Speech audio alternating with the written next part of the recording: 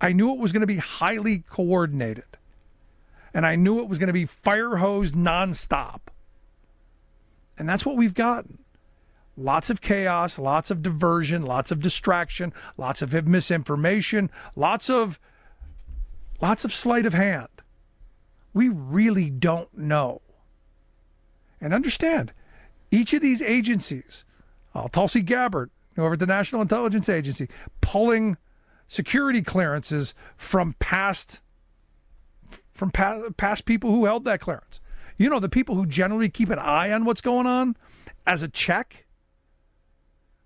Yeah, we're pulling all of that. We're firing all of the independent watchdog groups. We're firing all the people who might have their hands on some levels of control to ensure chaos doesn't rule. And yet here we are in this situation where this anti-union administration is doing everything in their power to harm working people. I want to hear your thoughts.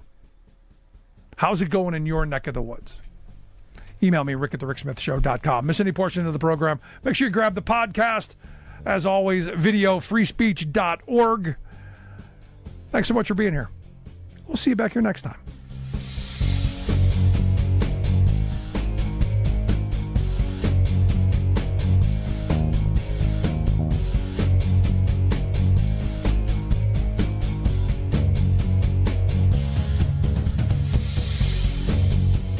Listening to The Rick Smith Show.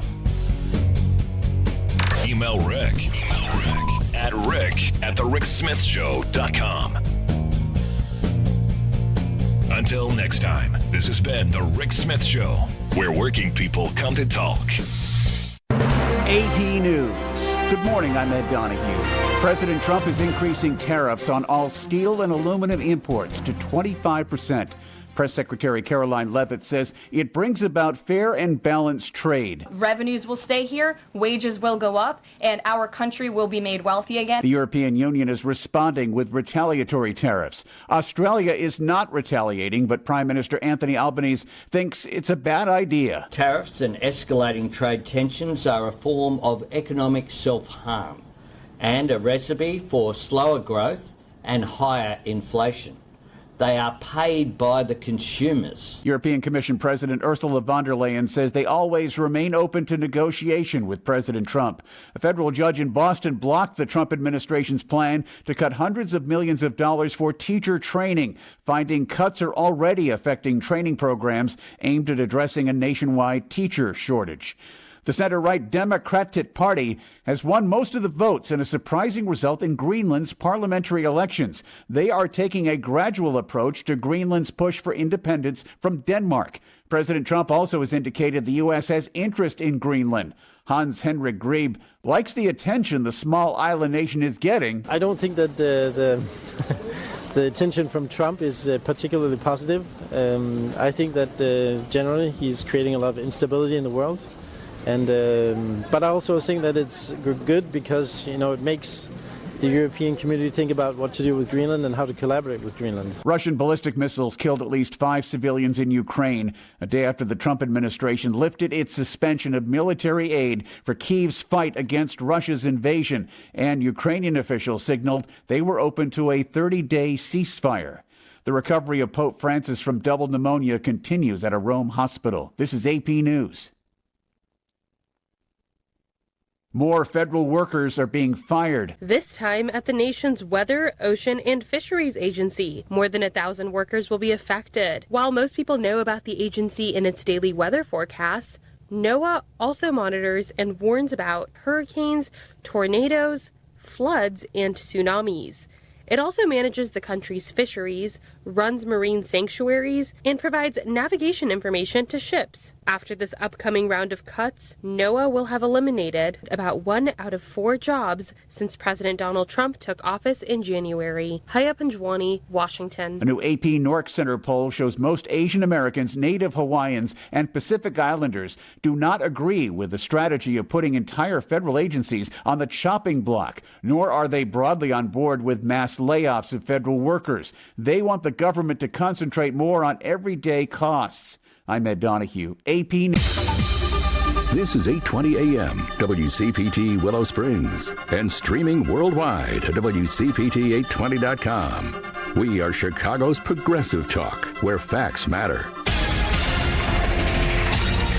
Now, your WCPT 820 weather update. From the Weatherology Weather Center, I'm meteorologist Jennifer Wojcicki. We'll see sunny skies here for this afternoon with a high into the mid-50s. Winds out of the northeast around 5 to 10 miles per hour. And then for tonight, mostly clear skies, a low near 37. By Thursday, sunshine, a high of 59 degrees. Friday, plenty of blue skies and sun, a high of 74. Saturday, we'll have a slight chance for rain showers, cloudy, high of 64. That's your latest Chicago weather update. Currently, it's 39. Spring forward with real unlimited data from Straight Talk this tax season and get a free Samsung Galaxy A16 5G or Moto G Power 5G 2024 with select plans. So you can stream games during Mad March hours, check the weather for April showers, and watch gardening videos about May flowers. Straight Talk, real unlimited data, available at Walmart and straighttalk.com. Offer valid through 4/15/25. Taxes and fees apply. Requires purchase of single line Gold Unlimited plan or higher. For network management practices, visit straighttalk.com. WCPT 820, Chicago's progressive talk, where facts matter. Welcome to Choose Views with Richard Chu. Get ready to dive into a world of insightful conversations and thought-provoking discussions. As progressives, our job is to have an all-inclusive, full-on assault with all of our players. A show that will focus on moving our political, social, economic, gender, and cultural conversation forward. And all of our players means all of our players. It's Choose Views. And now, here's your host, Richard Chu. Good Wednesday morning, progressives, and welcome to the March 12th, yes it is, 2025 edition of Choose Views, 773-763-9278, Facebook Live, TuneIn Radio, YouTube, iHeartRadio. That's the places you can go. And, of course, go to the Heartland Signal site to grab our show. Email me at richard@WCPT820.com. And catch me on Substack. Also, catch all of our shows by subscribing to our WCPT podcast on Apple Podcast or on Spotify. That's where you can get Choose Views, short versions and long versions. Of course, right now, the Choose Views featured interviews podcast, you can find my recent conversations with a number of wonderful people. And, of course, as I said, the featured interviews and our full episodes are right there. Make sure you're checking out the wonderful Patty Vasquez and the wonderful Joan Esposito. And said that out of order because today, John St. Augustine will be in for Joan. And his guests will include PTSD expert Rhonda Britton and Chicago's very own Jen Weigel and Tom Skilling. How about that? Live, local, and progressive, weekdays 2 to 5 p.m. Central on WCPT, Chicago's progressive talk for 20 years. We'll talk about that in a moment. And then tonight, 5 to 7 p.m., Patty Vasquez will be joined by Ellie Krug, transgender activist, author, and lawyer, host of The Illegal Trans Woman on KTNF AM 950, the progressive voice of Minnesota. Driving it home with Patty Vasquez, weekdays 5 to 7 p.m., WCPT AM 820, of course, the Heartland Signal website, TuneIn, YouTube, and that thing called Facebook. Tomorrow on our show, we'll have Joe Ferguson, president of the Civic Foundation, and Adam Mulvey, 20-year Army veteran. This is going to be an exciting interview. And former government employee who lost his job on the account of DOJ firings. He was Representative Brad Snyder's guest at Trump's joint session address, I should say, to Congress. Apologize for that. So you'll enjoy that interview. Trust me, I'm looking forward to talking with Adam tomorrow. And, of course, get all the rundown of all of our guests at the Choose View show page. Let's talk a little bit about that 20-year anniversary. Tickets are still on sale for our May 3rd event. Broadcast from Max and Benny's up in Northbrook, Illinois. Hal Sparks, Joan Esposito, Scott Duff, Patty Vasquez, and myself. I will be there broadcasting live from 11 a.m. to 3 p.m. with special guests. So that'll be a lot of fun. Learn more and get tickets by visiting heartlandsignal.com/anniversary. Hurry, they will go pretty fast. They'll be running out the door. So check us out, guys. When you're not listening live, you know you can go to Heartland Signal and pull us up and have all the information that you need. Today's show, of course, we'll have our great friend Kurt Mullett from Hoosier Blue 63, along with comedian, activist, and political voice Cliff Cash. That's going to be kind of a fun little duo that we'll have happening in the 7 o'clock hour. In the 6:30 hour, we've got another guest, president and CEO of Thresholds. That would be Mark Ishaug will be with us at 6:30. So we'll keep it moving this morning. Looking forward to chatting with Mark about what Thresholds is doing, and of course with Kurt and Cliff in the 7 o'clock hour. So there you go, guys. We're busy. Tomorrow, Joe Ferguson, as I said, Adam Mulvey. Friday, Edwin Rios, author, Karen Byrne from True Blue Politics Podcast, and Congresswoman Nikki Baczynski will be with us. So we are going to wrap up the week on a pretty strong note, and we have a couple of clips that I have for you guys that Henry and I put together that I think you will appreciate this morning. So stay with us. All right. Excuse me. In what I'll call breaking news, or certainly news that's from things that took place yesterday, House Democrats stayed strong as only one voted for Mike Johnson's continuing resolution, CR as it's known. So why do I want to just sort of dive right into that? And we'll get to Choose Views News. But it's a big deal in the sense that the Dems kind of stayed together. But I think it's important. We'll talk about that in a moment. So, Henry, are we good to go with some Choose Views News? All right, let's hit it. The trade war with the U.S. and Canada is escalating.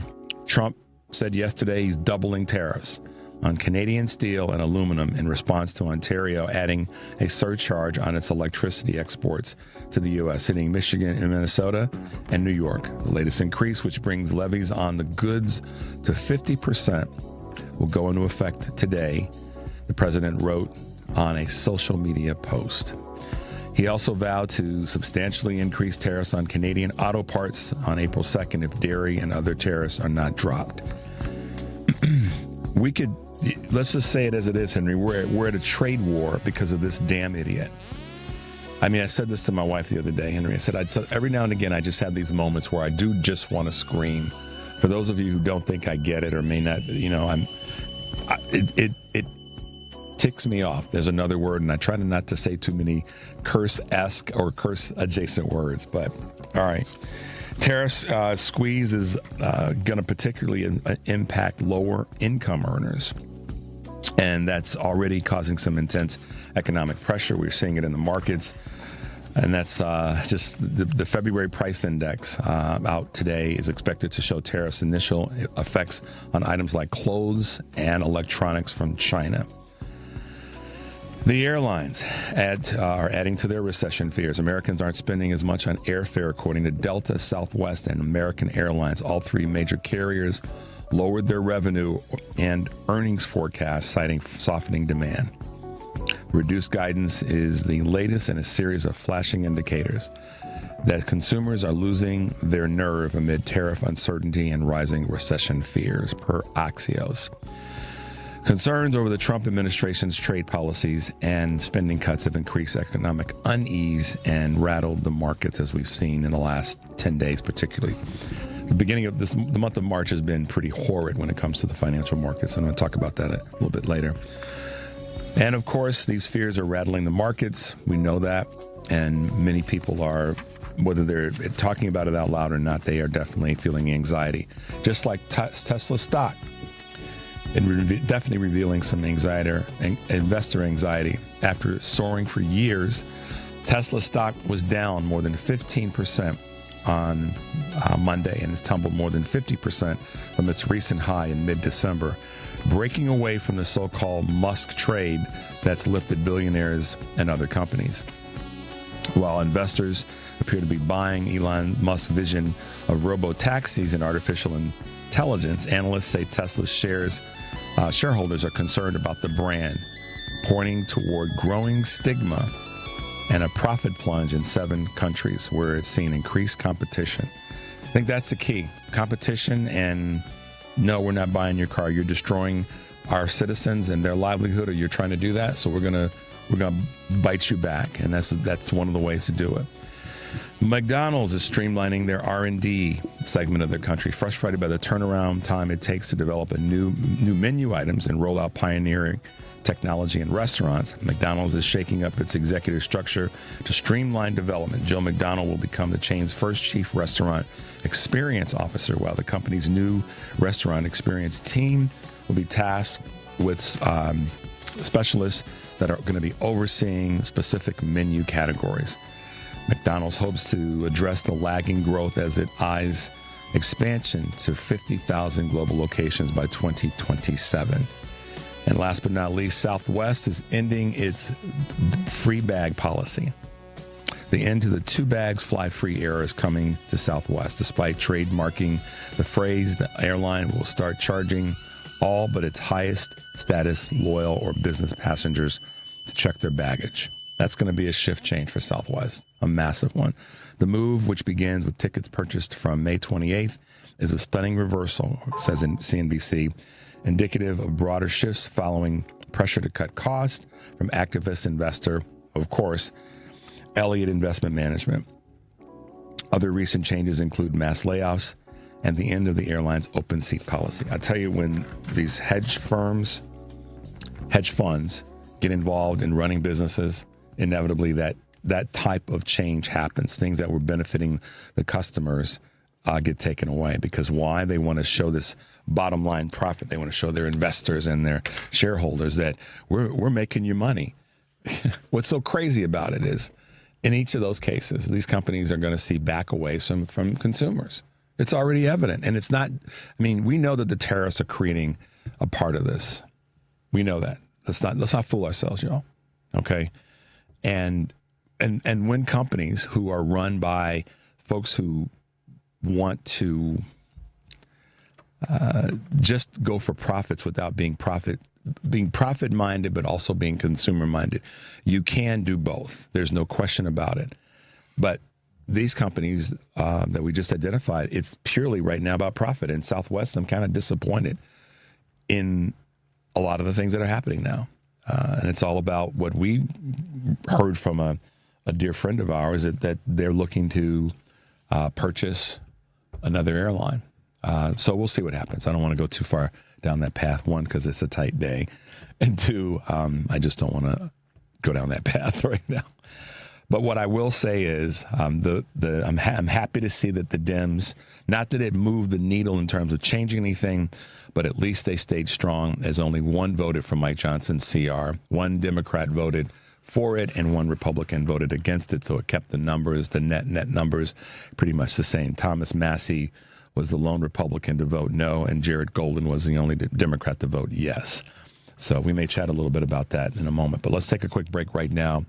The number, of course, is 773-763-9278. This is Choose Views, and we'll be right back.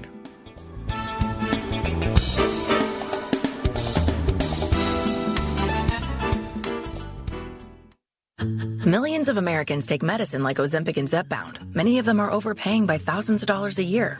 These GLP-1 medications for diabetes, weight loss, and more may not always be covered by your insurance, but GoodRx can help. GoodRx helps you save every month on prescriptions at over 70,000 pharmacies nationwide. Best of all, it's free to use. Check GoodRx to save on GLP-1s. Just go to GoodRx.com/GLP. That's GoodRx.com/GLP. GoodRx is not insurance, but can be used instead of insurance, including Medicare and other federal and state-funded programs. WCPT 820, Chicago's progressive talk, where facts matter. It's Choose View with Richard Chu on WCPT 820, where facts matter. Progressives, welcome back to Choose View, 773-763-9278. Looking forward to your calls. If we can get you in, we will. And looking forward to your text messages as well. So we were talking about the House Democrats staying strong, as only one voted for Johnson's CR and one Republican voted against it. So the significance of this, broadly speaking, I believe, is that the Dems did not, 10 Dems didn't slip up, Henry, and vote like they voted to censure Representative Al Green. They stayed in line, and I think that's it's a good sign. We have to look for the wins, and sometimes maybe you have to define the wins a little bit differently in the sense that the thing that I want to see them continue to do is to make absolutely certain that they're staying in lockstep. Not goose-stepping. Don't get me wrong. No goose-stepping around here because the Republicans are doing that on their own. We don't need to help them goose-step. If y'all don't know what that is, look it up. Even Henry, a young brother here running the boards, knows what goose-stepping is all about. So we don't need any of that. We need them to stay lockstep. And Minority Leader Jeffries needs to keep bringing the hammer and saying, "Look, y'all, we don't have any windows here." And Schumer needs to do the same thing. I've been saying this for weeks now, and the unified message is, I don't feel, and neither do I see, that enough people feel or see that there is a consistent unified message. Every now and again, they have some peaks, but we need to remove the valleys when it comes to them. And I'm begging the Dems to do that. Have a unified message, unified effort. Everything is the same. You don't have to agree on it behind closed doors, but in public, y'all got to agree every doggone day. None of this, mealy-mouthiness. And I know people have said to me, "Yeah, but Richard, the strength of our party is that we've got different voices." I understand that. Have the different voices behind closed doors.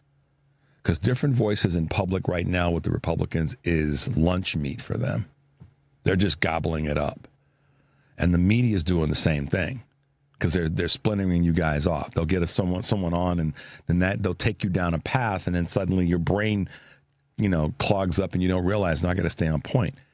And our point has to that's the. So as I say that, I'm already hearing people go, "Well, Richard, that's just it.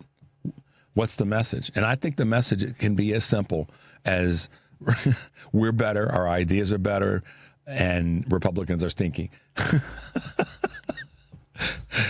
I had some fun with that, but it's true. Our ideas are better for more people in the country.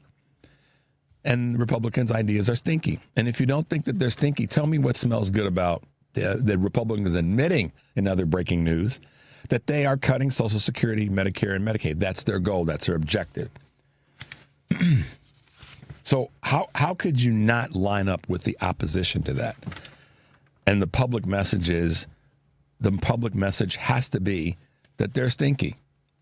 They're hurting you. They're causing harm to you. They're causing harm to all. So this whole thing around Musk, and there's going to be some pain felt, and even Trump bought into that now because, again, the next shiny object that they put in front of him is the next thing that comes out of his mouth. Okay. But to that end, there is I guess you could say there is tremendous strength in the message being singular and simple. Our ideas are great. Our ideas are good for you. The Republicans are stinky. And here's why they're stinky. Because they're taking away things that are benefiting you as a consumer, as a voter, as an American. And directed by a guy that, and this is not a slight toward immigration or immigrants. It's a slight and a slash toward those who come to the United States and cause harm. Two people that are at the top of my list are Rupert Murdoch and Elon Musk. They have benefited from the systems that our country put in place to benefit folks who immigrated to this country, and then they've turned around, they pulled the ladder up. And that's what Musk is doing, and that's what's the net result of that is benefits that are needed by Americans are being taken away. So it's being done for one reason. Don't fall for the okie doke, and don't get distracted by the shiny object. It's designed to make sure that the tax benefits can be paid for. Like Representative Pallone said yesterday, it's the only reason. That's the only place that you can go to get that money to handle the tax benefits. Now, it's not the only place that they could go, but they're not going to go to the defense budget. They can go to the defense budget in a heartbeat, a blink of an eye. But that's not going to happen. So they come after the things that are going to impact regular everyday folks. And when I said earlier about me getting frustrated, and I don't really speak too much to it here on the air, every now and again I'll have a crack in the brain, and I just go, WTF? What is wrong with this country? What is wrong with our country? And I know sometimes you guys send me emails and texts that want me to yell to that a little bit louder and more frequently. And I'll do it in this moment. I sometimes don't get. I do get it all the time, but sometimes I just can't believe that our country is so racist, sexist, misogynist, and nationalistic that it would do this to itself. And DeMario Cooper made it plain yesterday. And I'll be honest with you,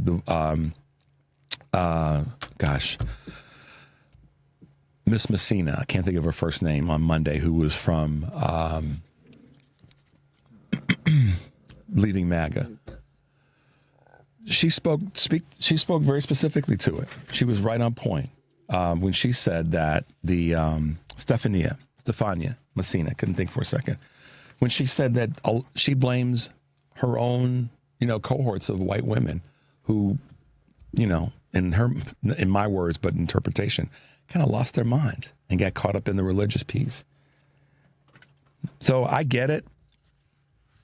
And at the same time, we have to move forward, and I have to continue to bring you guys the message that if we keep fighting and if we keep doing what I said last week and weeks before, is calling every one of your representatives and senators on a federal level, call your mayors, call your state representatives, call your governors, and let them know that you're behind them and you support them. But at the same time, we're not going to take this garbage. We have to fight. But I just want you guys to know that I don't shield myself from this. I know that it's real. And every now and again, I have moments where I go, WTF. I cannot believe this garbage. And it impacts all of us in one way or another, financially, socially, and just emotionally. So I'm with you guys.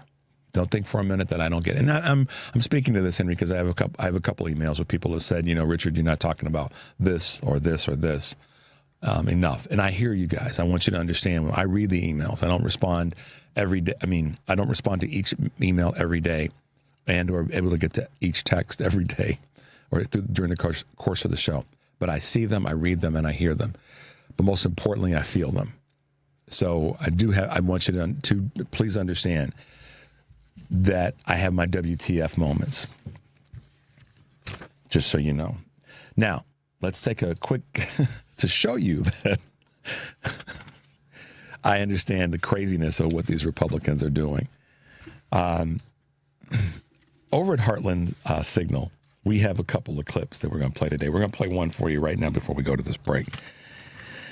And, this is why I tell you guys to go to Heartland Signal as much as you can. We've got a couple great posts that are there and articles. And this GOP bill down in Missouri that wants to funnel tax money to anti-abortion pregnancy centers. This is just craziness. But there's a clip from an Oklahoma Republican lawmaker. His name, and it's the governor, Kevin Stitt. One of the things that's happening there is that they're actually making a change, and I'll talk about this on the back end, about this whole thing with Bibles in the state of Oklahoma. So Henry's going to play that clip for you now. Specifically $3 million to put a Bible in most Oklahoma public school classrooms. Superintendent Walters has pitched this to lawmakers at the state capitol, but today a Senate subcommittee dedicated to how schools are funded says it is not recommending that extra expense. The chair of the subcommittee, State Senator Adam Pugh, says they are recommending some of Walters' initiatives, but not the Bibles. Governor Kevin Stitt reacting to the news today in his weekly news conference, seeming to agree with that committee's decision, saying that he sees Christian schools and public schools as being different things, but both of them, he says, are important. That's why I believe in school choice. We love Christian schools and Catholic schools, and that's why we passed the first ever religious charter school. We have the educational tax credit. And then public schools. I put more money in public education than any other governor before me, and we're going to continue to do that as well.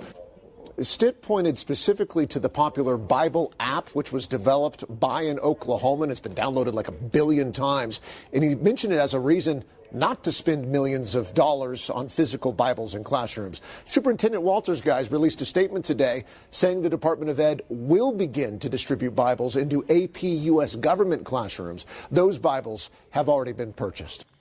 So the reason I wanted to present this clip to you is, first of all, we talked about this when it first came down as a bill that they were going to try to force through. Separation of church and state and separation of Bibles in our schools. Just come to you with that. But at the same time, as we get to the bottom of the hour, what I want to say about that is it's a smart move by the governor in Oklahoma to say no to this, because it's spending money on something that they have an app for, first and foremost. And it's a classic example that Republicans are going to be more inclined to spend money and waste money on things that are not necessary as a means of proving a point, and then taking benefits. And I'll give you an example. Mayor Johnson talks about this. Governor Abbott spent $200+ million sending folks to other states, specifically Illinois and specifically city of Chicago. He could have spent that money on helping people with education, benefits for people, maybe spending a little bit of that money. Maybe 25% of it could have gone to helping with the border issue. So the hypocrisy of the Republicans on spending money for this but forgetting about that is palpable. So here you go. That's one scenario. DeSantis, the same thing. How about spending money on ways of improving research for your coastal issues, which directly impacts, as a border security issue, it directly impacts the safety of the people in your state. And Republicans keep doing that, and we have to be reminding them that that's a dumb way to go. At least the governor in Oklahoma understands that that's not the best way to spend that money. And, I'm giving him a little bit of a, positive on that, because he realized we can't do that. That's a waste of money, particularly when they have an app. And also, let's keep churches separate from, the schools, unless it's a specific, Christian school or religious school. So, all right, guys, let's take a quick break. The number, of course, is 773-763-9278. We'll be right back.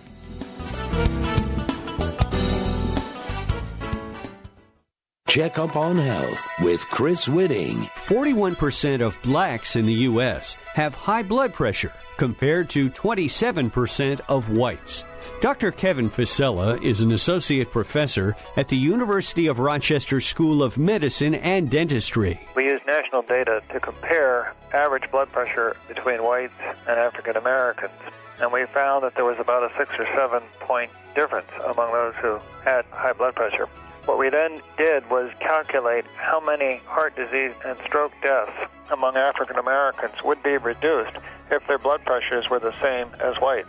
If these blood pressures were equalized, then there would be nearly 8,000 fewer black deaths per year from these causes. Your doctor can easily measure blood pressure, or you can do it yourself with a home monitor or at many drugstores. If it's consistently high, take action right away. With Checkup on Health, I'm Chris Whitting. You're listening to WCPT 820. Here's the latest Chicago weather update. From the Weatherology Weather Center, I'm meteorologist Jennifer Wojcicki. We'll see sunny skies here for today with a high into the mid-50s. Winds out of the northeast around 5 to 10 miles per hour. And then for tonight, mostly clear skies, a low near 37. By Thursday, sunshine, a high of 59 degrees. Friday, plenty of blue skies and sun, a high of 74. Saturday, we'll have a slight chance for rain showers, cloudy, high of 64. That's your latest Chicago weather update. Currently, it's 39. This is WCPT 820, where facts matter. You're listening to Choose View with Richard Chu on WCPT 820, Chicago's Progressive Talk. Progressives, welcome back to Choose View, 773-763-9278. Make sure to stay tuned to the Stephanie Miller Show, my radio sister on the West Coast, the Tom Hartman Show, Professor of Everything Progressive, Joan Esposito, of course, Live Local and Progressive, and Patty Vasquez, my bookend that's driving you home. Remember, as Progressive, we have to move full steam ahead right now, and we have to stay connected. So kudos to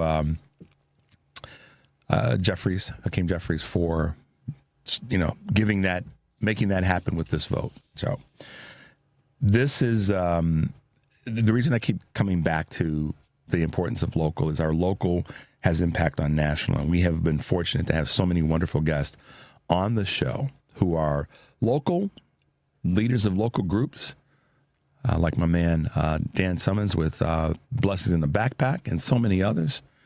And we also have an individual who, as CEO, was named in 2023 as Crane Chicago's notable healthcare leaders. And that would be none other than Marcus Waji, who's with us this morning and as president and CEO of Thresholds. Good morning, Mark, and welcome to Choose Views. Good morning. Good to have you. Can you hear me? I can hear you. Can you hear me okay? I can hear you okay, yes. I'm on EarPod, so I hope this is working. Yeah, Henry will give me the nod or the stank eye if he's not happy with the reception. So I think we're doing okay. Well, Mark, welcome to the show, and I'm proud to meet you, happy to meet you because of the work that you've been doing. But you've also got some pretty specific thoughts and observations about where we are currently with our budget and how things are going to be impacting here in Illinois. But first, take a moment and kind of let folks know a little bit about you and a little bit about Thresholds so that our listeners have a little bit more familiarity with you and your organization. Great, and good morning, everybody, bright and early on a spring March morning. Thresholds is one of Chicago's oldest and largest community mental health and housing organizations. We've been around since 1959. And we currently serve about 10,000 people with serious mental illness and co-occurring drug disorders and histories of homelessness. And we provide, as we say in our tagline, health, home, and health. Home, health, and hope. Sorry, it's a little bit early in the morning. Home, health, and hope to those with serious and persistent mental illness. Really a game changer. We provide psychiatry and primary care with our partners and nursing care, psychological services, employment, education, you name it, everything to help people on the road to their recovery. Well, and thanks for that bit of information and introduction. It's 1959. I didn't realize that the organization goes back that far. But what's critically important, I think, for people to understand is mental illness has been with us since the beginning of time. We just didn't disclose it as such, and many times people ran away from it. And there's certain communities that don't want to talk about it when it comes to someone that may be even in their family that may have maybe struggling. And it can lead mental illness. Not just acknowledged or treated, diagnosis probably is the word I'm looking for, can then lead to some addictions because, folks look for ways to get some relief. What's been your experience in the numbers is kind of where I'm going with this, Mark. What you've seen in your career, or more specifically your time at Thresholds, are the numbers going up? Are the numbers going down? Where are we in terms of the number of people that are suffering from various mental illnesses? So, as you alluded to, mental illness, especially serious mental illness, can affect everyone. It's an equal opportunity offender. There are not differences per se based on race, ethnicity, geography. People of any background can experience psychosis and serious depression, bipolar. But what we have found in Chicago and those we treat, sort of the underlying conditions of poverty and lack of access to housing and racial discrimination and structural racism, in fact, really mean that the outcomes, the lack of access to all of the things that make people healthy, they're not equitable. And so Thresholds for 65 years has really served those that have been the most underserved, without access to general health care, without access to food, without access to adequate housing. And so we're really trying to address health equity as part of what we do. Over the last couple of years, especially during the epidemic, the mental health crisis has expanded, has affected everybody, especially young people, teenagers, people of color. young people of color, especially, so much more impacted, and suicide rates among young black men skyrocketed during the epidemic. And right now, what we're living through, this current monsoon, if you will, in a country where everything and our ability to serve people is at risk, is just exacerbating what was already a tragedy of epidemic proportions.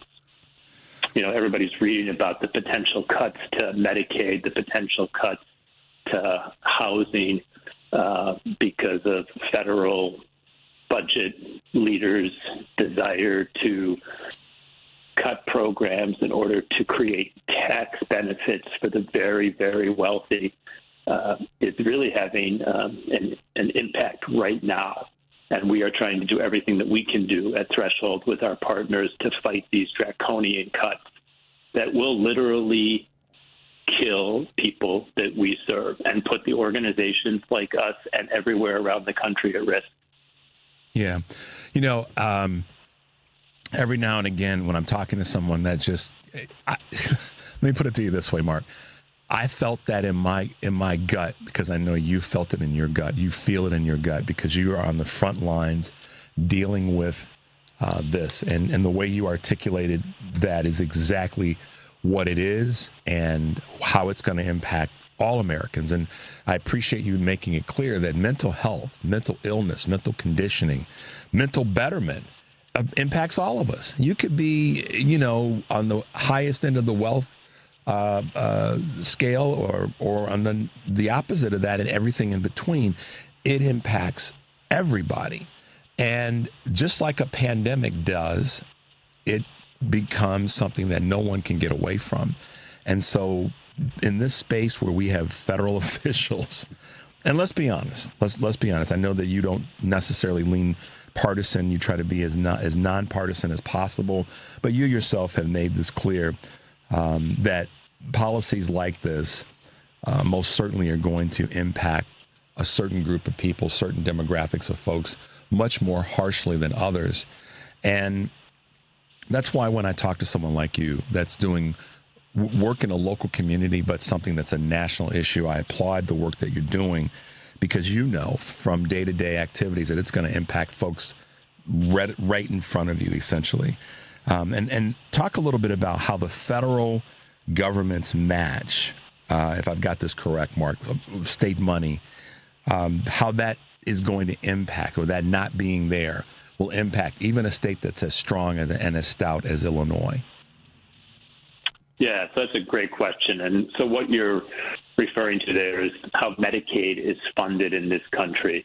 In Illinois, basically 50 cents to every single dollar that we spend in Illinois on Medicaid is matched by federal resources, except for the newly expanded Medicaid population that occurred under the ACA about 10 years ago, where there's a 90% match for every dollar that is spent here, which is huge, which has enabled Illinois to bring in almost 800,000 people who otherwise would not have access to medical insurance. Because that's what Medicaid is. Medicaid is not health care per se, but it is insurance that allows providers like Threshold and hospitals and federally qualified health centers to provide the necessary care that people need to be healthy and vibrant, to continue to work and be huge contributors to our community. The majority of people that Threshold has served over the years have been in what's called traditional Medicaid, and they have qualified for that because of disability, because of the mental health disabilities, and, of course, related to their very low income status. But right now, because of a budget that was passed a couple of weeks ago in the U.S. House, sort of all of that is at risk. While that budget didn't mention Medicaid per se, you know, talking about $1 trillion cut, the only way to really get that cut is through deep cuts to health care programs like Medicaid. You know, I said a couple of weeks ago, and I've always felt this. I used to run the AIDS Foundation of Chicago years ago, and I've always said that federal budgets are moral documents. and what came out of Washington, D.C. last week, and what could come out this week, in fact, because the House passed the budget, I think last night, it's going to the Senate for reconciliation, is nothing short of immoral. The most vulnerable people in our community in Chicago and throughout the country, in fact, are at risk. This is not a red state, blue state, urban, rural divide. In fact, while much of the country feels like, and in some ways is really divided, when it comes to Medicaid, every single state and territory benefits, and the people in those states benefit from it. Very poor people and the working poor in downstate Illinois, in the so-called red districts of Illinois, in Iowa, in Ohio, in Texas, you name it.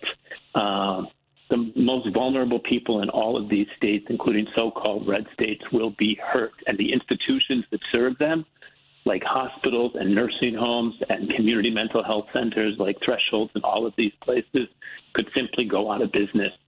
So it's not clear to me sort of how the leaders in Washington are thinking about this at all in destroying institutions that are key to the economic success of our country, and more importantly, to the livelihood of the very people in this great land of ours. But that's the situation that we're in. And Thresholds, as you mentioned, we are not partisan because mental health, and as a nonprofit, we cannot be, but mental health is not a partisan issue. It's not a red or blue issue. No. Mental health and mental wellness affects all of us. And so we all have to band together throughout this country to literally fight with love and kindness and compassion, because I strongly believe in that too. I'm a big. You can be a fighter, but you can love. What did Jane Fonda say once? I hate war, but I love a fighter. Well, okay, there you go. I love Jane Fonda too, but I love Martin Luther King even more when he talks about love and power. And power without love is reckless and abusive, and love without power is sentimental and anemic. Yep. And we have no time to be sentimental and anemic. And we need to use the power, the collective power that we have, and the love that we have for those that we serve to right this wrong. So, we're living in a very, very scary moment, but we have lived through scary moments before. I haven't lived through anything quite like this. When I worked at, as I mentioned, the AIDS Foundation of Chicago in the 90s, and Newt Gingrich's contract on America really threw us for a loop. We organized and we dug deeper and we fought back, and as we did in ACT UP, we acted up and we fought back and we won major victories. So I think it's really incumbent upon us at this moment to not retreat, to not be silent, because silence does equal death, and to fight back with love and power, because the people that we serve deserve nothing less from us. Wow. I felt that one in my gut too, Mark, because I know you're passionate about it. And I love it when someone can appropriately quote Dr. King other than just the I Have a Dream speech, because the words beyond the popular words are the ones that are most saleable words of Dr. King. And that's so it's so great to hear. I was going to go in a certain direction, but something you said made me think about a part of this that is just critically important.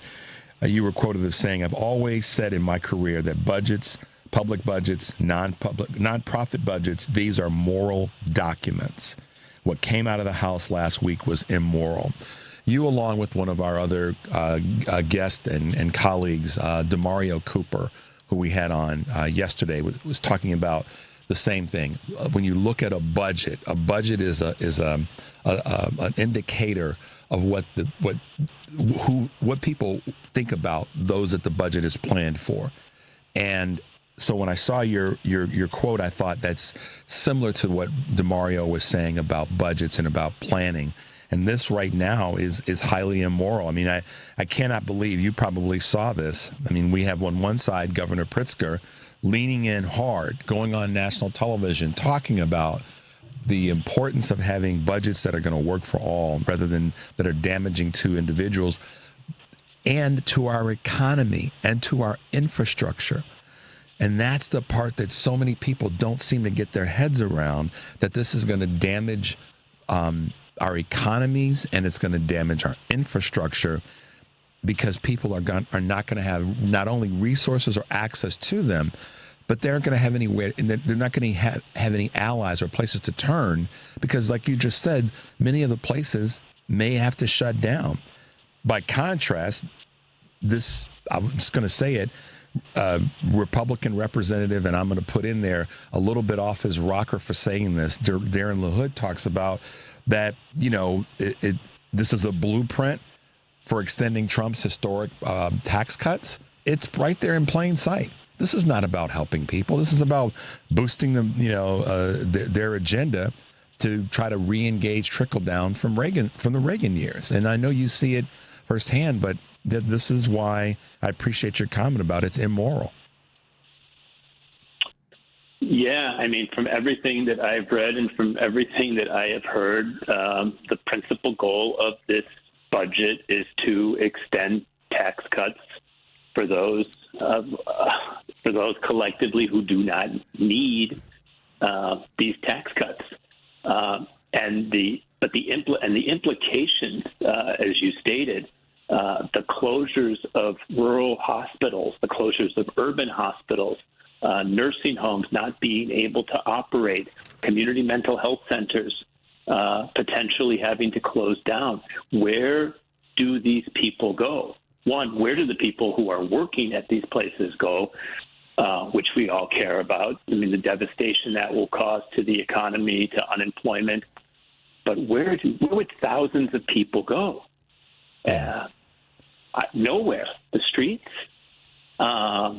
People will end up in institutions that will have to take them but are unable to take them.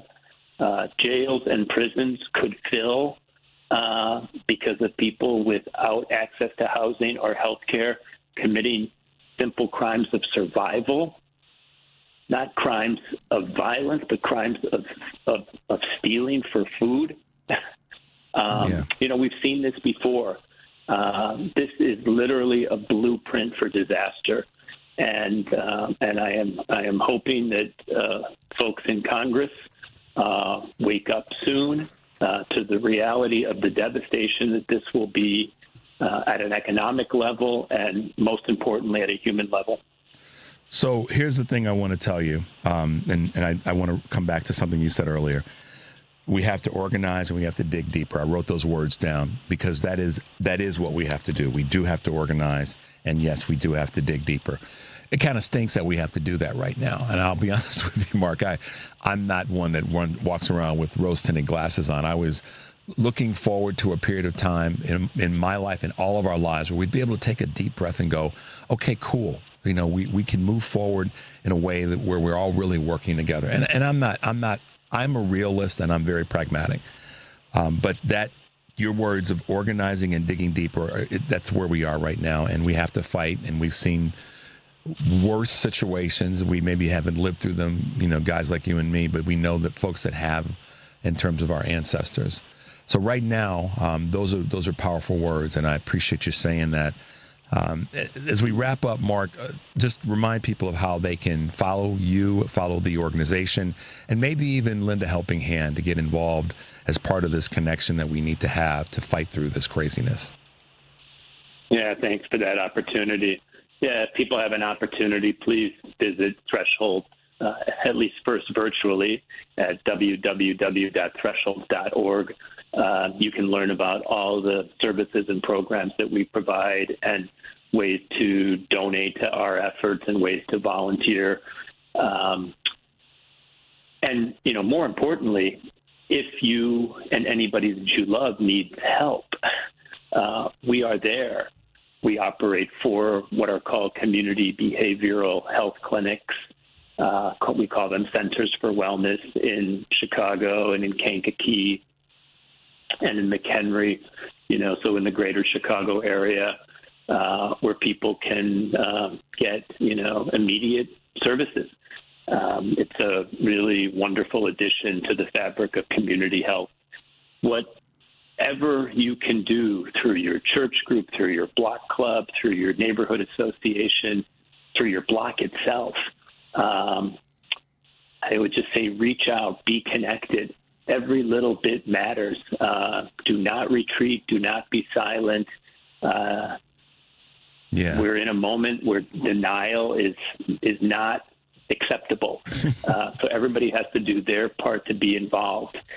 And this is not a moment that I thought we would be facing right now. When I think about Medicaid cuts, what I really thought we would be talking about this year is how we're going to be expanding Medicaid and programs like this that keep people healthy, that help people keep their jobs, and recover and help build a bigger, better future for themselves, for their communities, and for the whole United States of America. So that's my plea to everybody. Just get involved. And, in terms of mental health, if you need help, seek help. Do not be silent about that either. That's the worst thing that you can do. And Thresholds and our partner agencies, we want to be there for you. So please reach out. Mark, we want to be here for you as well, and the organization and the work that you're doing. So we will periodically have you back on the show to talk about Thresholds and talk about what legislation is going on that we all need to be on top of, and to hear those powerful words that you just left our listeners with from all across the country. So, Mark, thanks for being with us. We appreciate it. Stay strong, brother. I got you. I'm here for you to turn to as well. So know that we are here to support you in your work. And just as my mother said so many times when she was alive, head up, shoulders back. So we'll stay in the fight. We'll stay in the fight with you. Thank you for that encouragement, and thank you for all you do. Okay, God bless. All right, man. Be well. Talk to you soon, Mark. Be well. So there, deep breath. He's passionate about the work that he does because he knows the impact. And when I use my phrase, sleeves rolled up and elbows deep, Mark Ishaug is one of those people.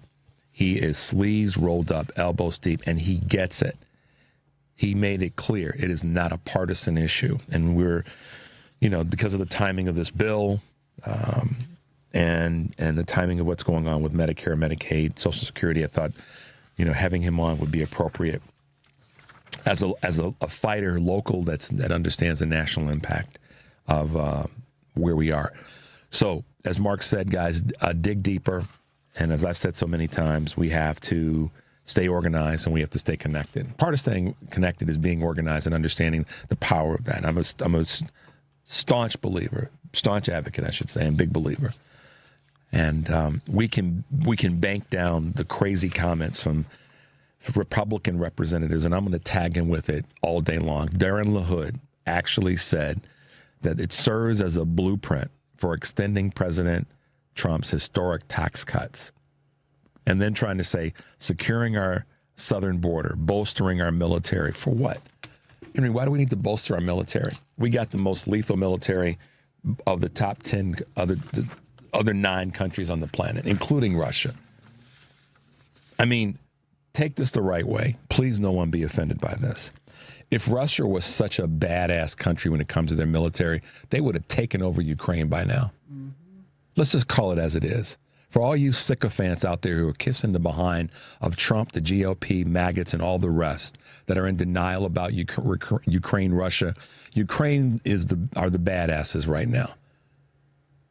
Ukraine they are the badasses. They're standing strong, and yes, they're receiving help as they should. When a bully picks on you, other stronger people should stand up for the people that get picked on. But Russia's just a bunch of punk you-know-whats. I'm not going to say that full thing, but you know what I'm saying, y'all. Because if they were as badass as they say, or has everybody thinking that they are, they would have taken over Ukraine already. But they aren't. They just aren't. So let's stop kissing the behinds of these doggone weak A dictators, including the one in the White House. And let's stand up and punch them in the face. Like Mike Tyson says, everybody's got a plan until they get punched in the face. And doggone it, let's start punching these punks in the face, including, and when I say that, I don't mean literally, unless they take a swing on you, then they got it coming. But let's punch these punks in the face. And like Mark just said, we don't have, he didn't say that this way, but my wording, we don't have the luxury of not fighting. You know, he said it. He was passionate about it. I mean, Henry, I felt that in my stomach because I know he feels it in his. So come on, y'all. Let's you know, we can do the work. I know we have to push our elected officials hard as hell every doggone day. But these folks that are trying to do this to the country, they're weak. They're all weak. The image of them is Marco Rubio sitting on that sofa cowering. J.D. Vance is not strong. He yells a lot and didn't know a damn thing about when Vladimir Zelensky asked him had he been to Ukraine, he deferred to, well, I've watched and I've seen reports and videos. That's what a punk would say. That's what a weak A would say. And J.D. Vance showed that that's exactly who he is. Trump goes after someone like the president of Ukraine, Zelensky, only because he's got the cameras rolling. So we have to take the mantle, just like Mark just said, and we have to be willing to punch the bullies in their faces. I'm telling you, that's what we have to do, guys. And I know that I don't go here very often, but Mark hit me in the gut this morning with his passion. So I want you guys to understand, like I said at the beginning of the show, I get it. I pay attention. I'm fully aware. And in my role here, I promise you to keep speaking to it this way. But doggone it, let's punch these damn punks in the face because they deserve it. They're trying to destroy the least among us, and that's just not a very cool spiritual thing to do. Not Christian or any other faith, but it's just not a cool spiritual thing to do. So let's take the approach that we're going to punch the bullies in the mouth, square in the mouth, knock some teeth out, and let them know we're here. All right, guys, let's take a quick break. The number is 773-763-9278. This is Choose Views, and we'll be right back.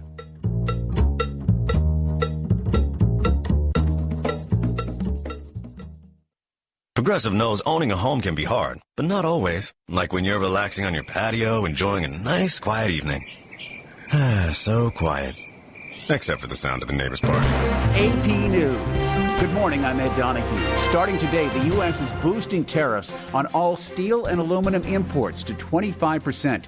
The European Union is boosting its own tariffs on things like home appliances, motorcycles, bourbon, peanut butter, and jeans, besides steel and aluminum. The EU's Ursula von der Leyen says this is a tax. We firmly believe that in a world fraught with geoeconomic and political uncertainties, it is not in our common interest to burden our economies with such tariffs. President Trump pulled back on threatening to double steel and aluminum tariffs on Canada. Ontario's Doug Ford wanted to boost an electric surcharge in return. He's not going to do that. And it would have been a very bad thing if he did. Britain, which isn't part of the EU, says it won't impose retaliatory tariffs of its own. Police in Chicago say a man was shot outside a terminal at O'Hare International Airport this morning following an altercation among multiple people. He's in the hospital in stable condition. Police say another person is being interviewed.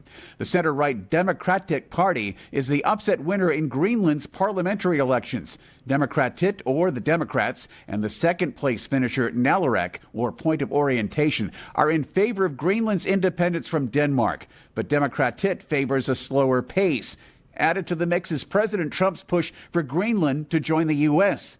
Kuno Fenker with the Nalarek Party says President Trump respects Greenland's right to self-determination. He wants to invest in Greenland. He's absolutely welcome to do that. Democratic Party leader Jens Fredrik Nielsen says Greenland needs to stand together in a time of great interest from outside. U.S. arms deliveries to Ukraine resumed today, a day after the Trump administration lifted its suspension of military aid for Kyiv in its war against Russia. This is AP News. There is a hostage standoff in Pakistan. Security forces were being cautious on the second day of the standoff As officials say, the hostages were surrounded by militants wearing vests loaded with explosives. Over 20 militants have been killed, and security forces have rescued more than 150 of the 450 people who were on the train when it was hijacked on Tuesday, as it entered a tunnel in restive Balochistan province. Freed passenger Noor Mohammed describes the ordeal. First, the militants hit the engine with an RPG. After that, gunfire started and explosions were heard. God saved us. They made us get down from the train or they would shoot. We got down and then they said leave. The Baloch Liberation Army Group has claimed responsibility for the attack, saying it's open to negotiations to swap prisoners. So far, there's been no response from the government to the offer from the insurgents. I'm Charles de Ledesma. And I'm Ed Donahue, AP News. Every 40 seconds, a child is reported missing. That's 2,000 children every single day. It's a heart-wrenching reality that we can no longer ignore. Find the Children is a non-profit organization dedicated to helping find missing kids. You can be a part of their mission by donating your unwanted vehicle, running or not. Call 1-800-775-5622. We guarantee that you will receive the maximum tax deduction. We provide fast, free pickup with 24-hour response. Call 1-800-775-5622. Find the Children provides crucial resources to help find missing children and educational materials to teach kids how to recognize and avoid predators. Our recovery programs have a proven track record of reuniting kids with their families. It's time to act. Donate your unwanted or unused car. Help us build a world where every child is safe. Pick up the phone and call 1-800-775-5622. Together, we can bring these kids home safely. This advertisement was paid for by Cars R Us and Find the Children. Stop struggling to get your job posting on other job sites. Indeed's sponsored job feature helps you stand out and hire fast. Start at Indeed.com/credit. This is 820 AM, WCPT Willow Springs, and streaming worldwide at WCPT820.com. We are Chicago's progressive talk, where facts matter. Now, your WCPT 820 weather update.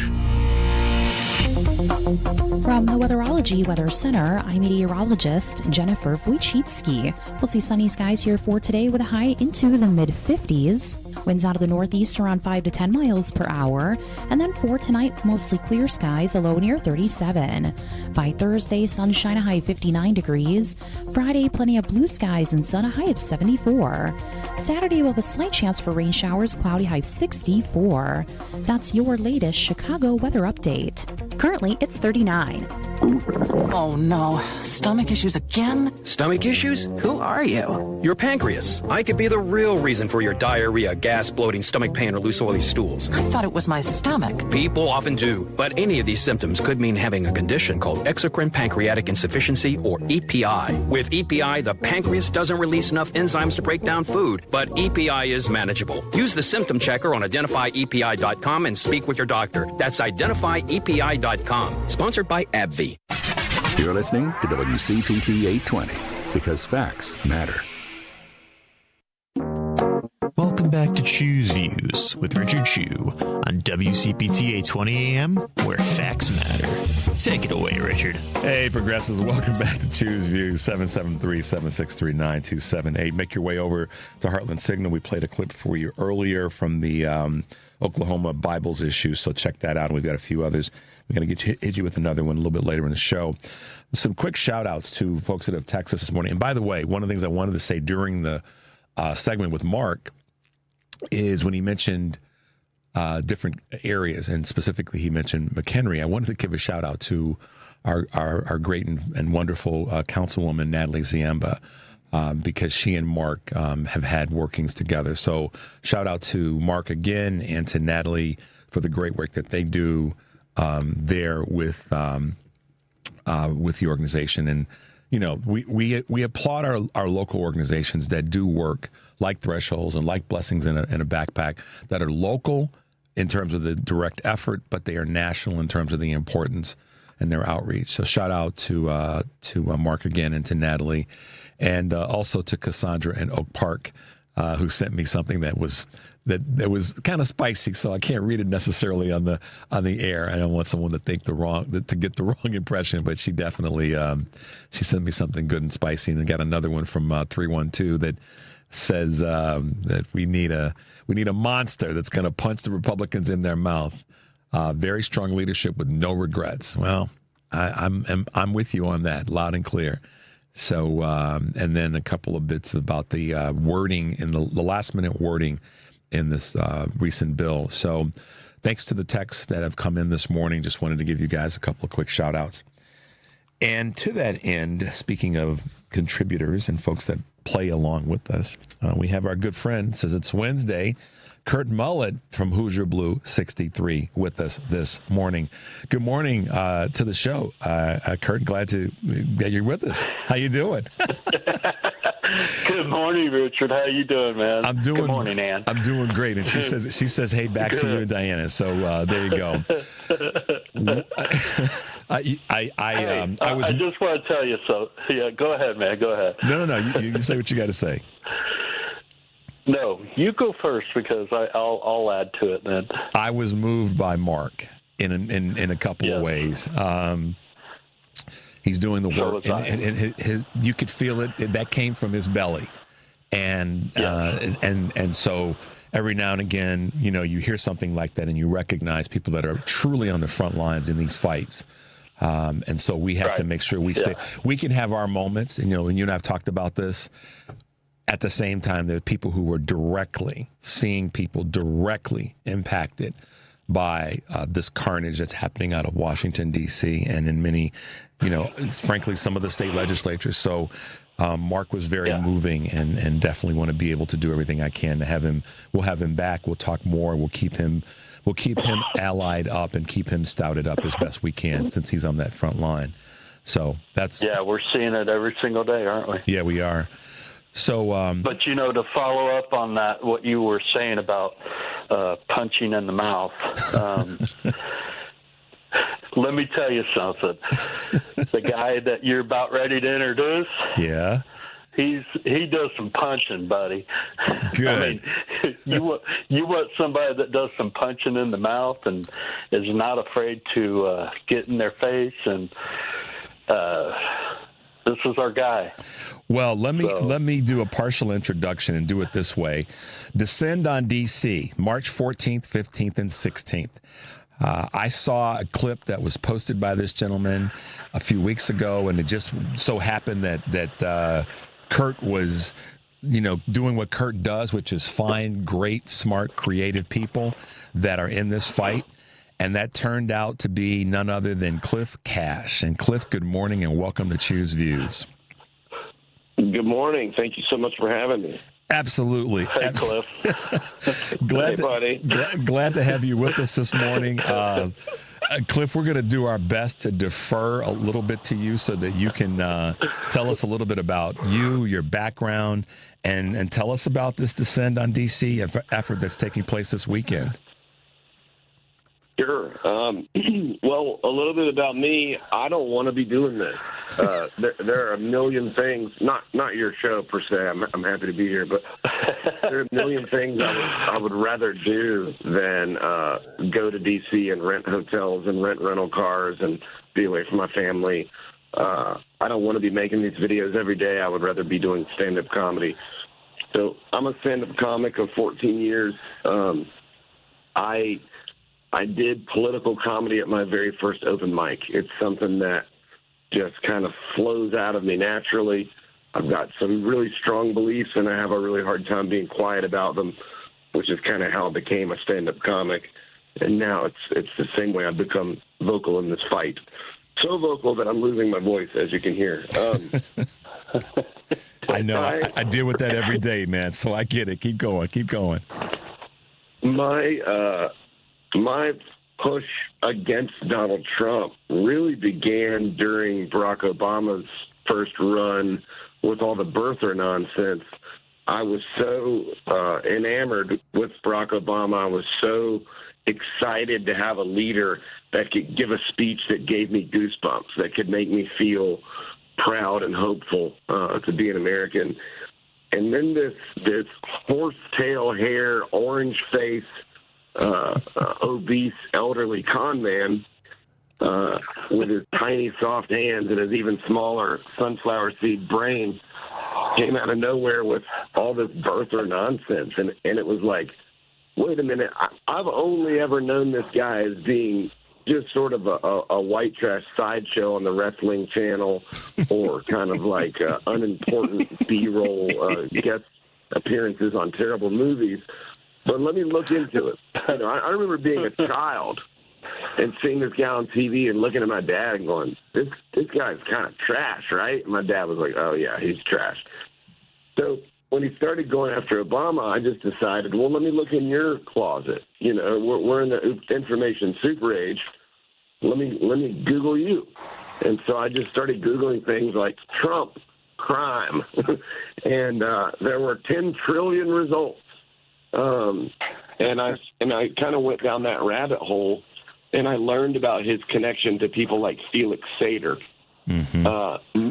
The average listener won't know Felix Sater, but if you Google Felix Sater, the first line on his Wikipedia page says, Felix Sater is a Russian criminal. So it's a hell of a bio. But this was his business partner for years and years. In fact, it was his most consistent and steady business partner. Yep.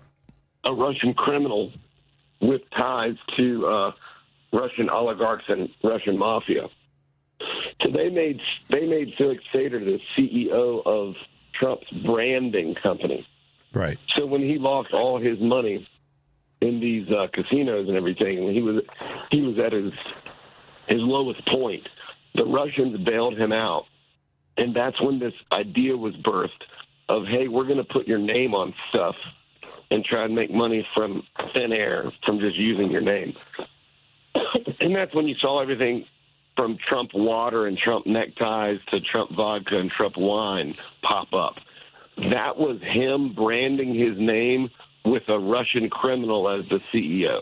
And, of course, now he pretends he doesn't know that person. But so, his ties to Russia began really before that, laundering money for these people through shady real estate investments where they could buy condos in Trump Towers anonymously through blind trusts and things like that. He has had connections to the most sinister people in Russia since 87 that I know of, maybe before that. So we're talking about a 38-year relationship. So a lot of Americans that don't pay as close of attention as the three of us do are sort of seeing this Russian stuff play out, and they go, well, why on earth would he do this? Well, you don't need to trace it back 4 years or 8 years. You got to trace it back at least 38 years. This guy is a literal Russian asset. It's not hyperbole. It's not just an insult. I do mean it as an insult, but I mean it in the literal sense. He works for and with Russia. I don't know that they call him every day and on his spy phone and tell him what to do, but he is working in their best interest. Well, you created. Didn't you create a website? What is it? Trump, not Trump loves Putin. Donald loves. Donald loves Putin. Donald loves Vladimir. That's what it is. Okay, that's what it is. And I thought that was a little, tongue-in-cheek to use their first names. Donald loves Vladimir. Really, it has just almost more resources than you could consume, talking about his ties to Russia, his ties to Putin. Because here's the thing. I love the national parks. I've been to 45 out of the 62. Nobody loves them more than me. But that's not enough to make me fight all day, every day. I love the LGBTQIA community and racial minorities. I'm against homophobia. I'm against racism. But to be honest, I've grown to expect that from the right, no matter who's in office. That's enough to make me fight. It's not enough to make me fight all day, every day. And I don't mean to trivialize any of these issues. They're all very important. The difference between this guy and any other right-wing president, even the most bigoted and racist, the difference is this guy works for Russia. They very much 1,000% intend to topple this country as we know it. This Project 2025 nonsense is the literal blueprint for the takedown of democracy. It is a blueprint that is mimicking directly what they did in Hungary under Viktor Orban, chilling the media, slowly taking down the media to bare bones and then controlling it, centralizing power, becoming basically an oligarchical kleptocracy. It's not dramatic. It's not exaggerating. If we allow this to happen, it will be the end of the United States as a democracy. It will be the end of the United States as any type of,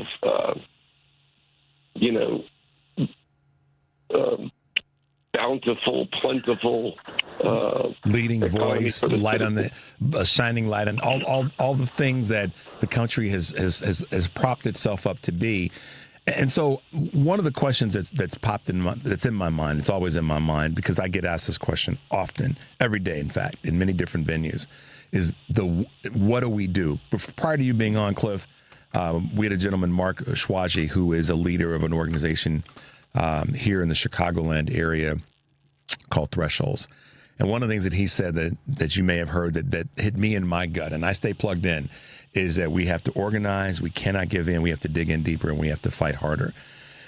And so, those words by a lot of people hear those words and go, okay, yeah, but what does that mean? And I know what that means, by my definition. But based on what you just said in terms of Trump, Project 2025, and the Republican Party, what do the other, for lack of better words, 75 million people that didn't vote for this carnage and the 69 million plus people that didn't vote have to do to change course, to reset our, course for adventure like the Love Boat? I think on a very, very individual level, I know that people feel helpless and hopeless, and you're not. And I know that people feel alone, and you're not. The first thing I think people need to do, and I'll give you some really concise points. The first thing is don't believe them. His support is not real. The State of the Union speech he just gave was the lowest, the least viewed State of the Union speech that he's ever given. It was the least viewed speech, official, pre-announced speech he's ever given. Worst ratings of any speech. His inauguration got 27% less viewership than Biden's, and he got 20% less viewership than his first inauguration. That's why they moved it indoors, because nobody was coming. He knew he was going to have a tiny crowd, and he doesn't like people to see him having tiny crowds, just like he's embarrassed of his tiny hands and his tiny heart and his tiny mind. So it's not real. It's not real. And even if you believe the election results, which I personally do not, we know for a fact Russia called in bomb threats to 78 swing districts and swing states. We know for a fact they purged 4 million voters off the voter rolls, almost all of them people of color. We know for a fact they've gerrymandered voting districts, and they're doing everything they can to make it harder for people to vote. So even if you think there's no possibility that his two best friends, Vladimir Putin and the Russian asset Elon Musk, tampered with it, even if you accept the numbers as they are, they still cheated, and they still don't have the support they pretend to. So that's the first thing, recognizing that, you're not this is not a David and Goliath situation. You can still be David, but that's not Goliath. That is just another David with a smaller heart and brain pretending to be Goliath. They aren't as powerful as they think they are. They're not as powerful as we think they are. There are way more of us than there are of them. Realizing that gets you in the headspace you need to be in to fight. The next thing is don't swing at every pitch. All of this is chaos. A huge portion of what they're trying to do is not going to be successful. We are already seeing them being held accountable in the legal system, and it's working. People are getting their jobs back. Some of these illegal actions are being rolled back and prevented by the courts. And we're even seeing a reluctance by our own Supreme Court, shockingly enough, to stand behind all of the nonsense. They're going to get behind some of the nonsense, but they've shown us this week they're not going to get behind all of it. So don't swing at every pitch, or your arms will fall off because there's too many to swing at. So I think every citizen who's politically involved and knowledgeable, and if you're not, get involved and get knowledgeable. But you need to zero in on the things that are most important to you. If voting rights is most important to you, zero in on that and begin to do that work immediately. If the environment is the most important to you, learn those talking points, be able to win those arguments, get involved with those organizations, and so on and so forth. If it's women's rights, if it's racial equality, if it's Russia and Ukraine, zero in on your issue and become an expert at it. Be able to absolutely own anybody that you argue with. And then also, in some ways, give up arguing with people that don't understand how their work. I mean, these are people that think getting on your knees for Vladimir Putin is now patriotism. These are people who are literally arguing against democracy. And I keep saying, what are you going to do next week? Kick a bald eagle in the nuts? Like, could you possibly be more anti-American? I just snorted on live air, guys. Kick a bald eagle in the gonads. Good Lord, Cliff. That, man, oh, man, oh, man. I'm glad I kept my mouth shut and we got that clip. Cliff, listen, man. Face punch. I'm all about there's the phrase that when somebody's speaking louder than you, you probably need to shut up, or saying a point that's stronger than yours, you need to listen. And I don't want to lose the sight of the things that you said that I think are medicine for a lot of people. So let me, in reverse order, say these. These are the way I'm interpreting what you said. Leave the crazies alone. In other words, the people who you can't necessarily convince or move, then leave them alone and put that energy towards somebody else. I have I used to be a lifeguard analogy. The people that are screaming the loudest are the furthest away from you, that have fallen out of the boat. You can't save those. Save the ones that are right around you first, and then galvanize and organize to save others. Own your issue. I like what you said there. Pick your issue and own it. Become deeply smart and immersed in it, know it very well. There may be 3 or 4 issues, but take the time, put in the work. Don't sit back and complain. Put in the work and own your issue. The other one that you said is don't swing at every pitch. Good Lord, Clifton Freeman Cash. What a great bit of advice. Don't swing at every pitch, because there's a lot of garbage coming at everybody. And it's easy to get caught up in that, not full on assault. What's the word when, it's the football analogy but you guys know what I'm trying to say. Don't swing at every pitch. Don't swing at every pitch, because they're throwing a lot of garbage at us. Don't feel that you're alone, and don't be like them. So, you're not alone. Don't be like them. Don't swing at every pitch. Own your issue and leave the crazies alone. Those are powerful, Clifton Freeman Cash. I have to say it because it's just fun to say, man. Love your name. But no, Cliff, I appreciate you breaking it down that way and letting folks know that there are people out there like you who are speaking to this. And I love what you said, too, man. This is not what we want to be doing right now. We have to do it because we can't let people feel alone. But, we would rather be doing something different that's supporting and helping to move agendas forward to strengthen people like Mark said, who was on before you guys. But, Cliff, take a moment as we kind of wrap up to talk a little bit about this event that's coming up this weekend. Give people a little bit more texture around it and how they can participate. Let me say this real quick as a couple more points to what people can do. Okay. Using what we just summarized as your basis in this fight, you got to be loud. You got to show up. You got to stand up. You got to speak up.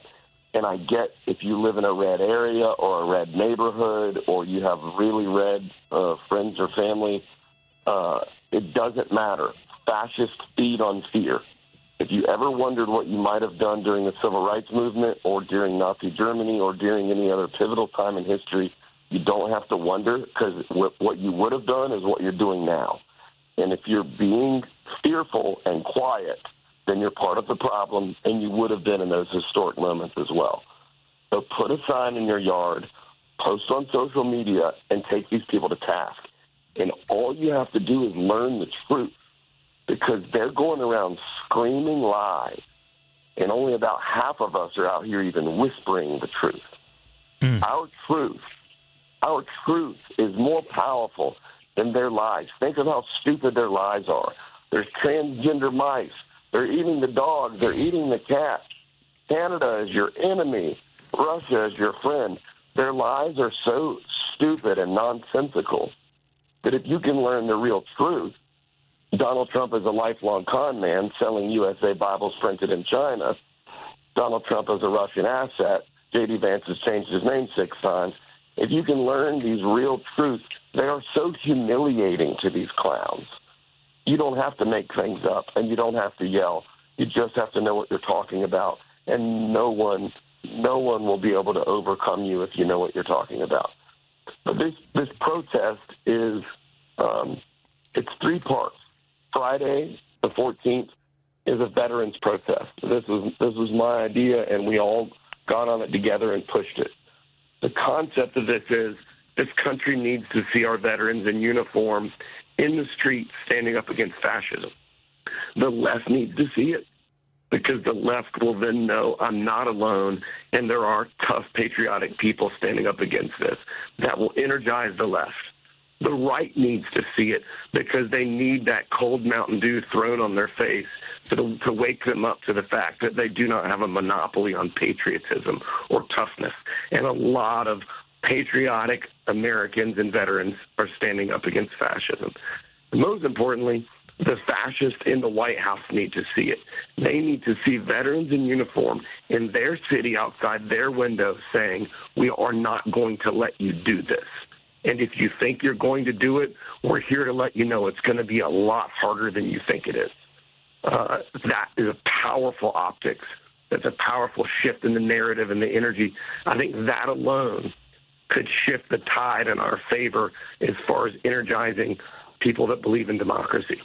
The second part, Saturday the 15th, is a march on the media. The media has ignored these protests, massive protests in every state capital, in every large city, even in many small cities. Nationwide protests against a sitting president unlike we've ever seen. And the media, in large part, has completely ignored it. On Saturday, we're going to show up outside their doors and outside their windows. I've got 3 massive 10-foot wide banners coming that say, ignore us now, cowards. And everybody that's coming to these protests, I need you to bring noisemakers. You know, if all you got is a kazoo or a whistle, bring that. If you got a small drum or a bugle or a trumpet, bring that. Air horns, bear horns, bring them. Tambourine, whatever, more cowbell, whatever you got to bring. So once we're in position and there's thousands of us looking up at their windows, and they're undoubtedly going to be looking out at us, then I'm going to give the signal, make some noise, and it's going to be deafening. So bring your earplugs too. We are going to make ourselves impossible for them to ignore. That's the next point. That's happening Saturday at noon at Fox News headquarters, 400 North Capitol. NBC is also in that building, and all the media is right there on that block. They're all going to see us, but we need massive numbers there. The last day is the Heritage Foundation at noon. The leader of the Heritage Foundation once wrote, "Our revolution will remain bloodless if the left allows it." Now, I think those are awful tough words for somebody that I've seen a picture of who is very much not tough at all. Couldn't punch his way out of a wet paper bag if he glued razor blades to his knuckles. This is a soft-handed, pencil-arm country club fascist. And I want to hold him accountable for his words, and I want America to know his words. So we have 3 10-foot-wide banners that say "Remain Bloodless" in red letters. We're going to go to the Heritage Foundation. We're going to hear from some amazing speakers that day.